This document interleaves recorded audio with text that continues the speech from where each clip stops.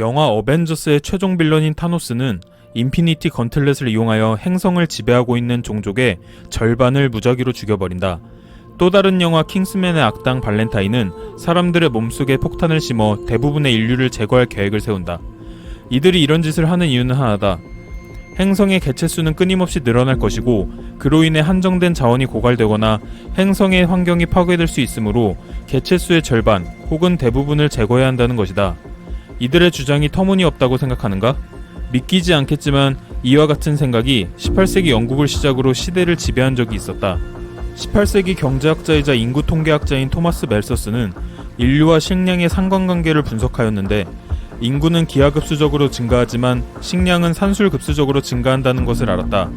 이를 본 멜서스는 머지않아 식량이 인구를 감당할 수 없는 지점에 도달할 것이며 그렇게 되면 세계는 질병과 폭력 그리고 전쟁이 만연할 것이라고 생각했다.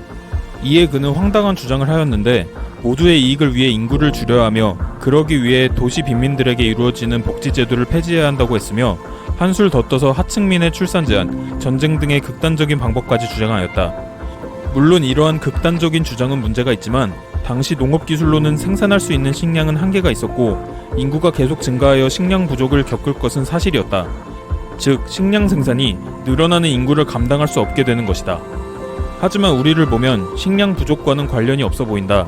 우리 주변에 먹을 것을 걱정하는 사람을 본 적이 있는가? 오히려 과한 식량으로 인해 다이어트에 관심 있는 사람이 더 많다.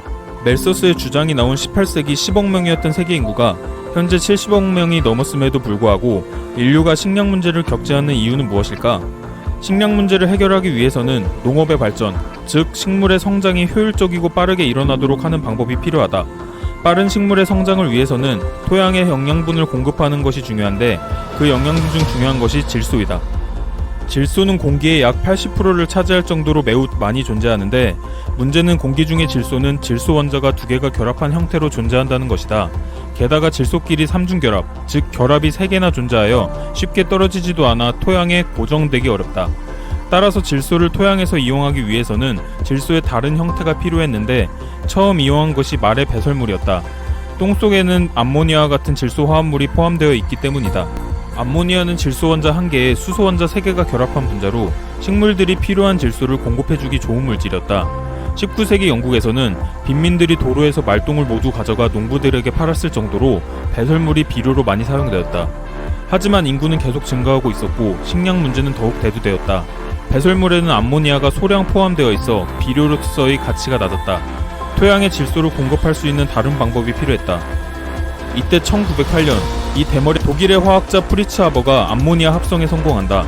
하버는 질소를 수백 도씨로 가열하면서 수소기체를 약간 집어넣고 압력을 수백 기압으로 올린 뒤 오수뮴이란 물질을 촉매로 약간 첨가하여 암모니아를 만들었다. 하버의 암모니아 합성법은 정말 농업에 있어 혁명적이었다. 우리가 평소 숨쉬는 공기를 인류의 식량 위기를 해결할 암모니아로 만든 것이었다.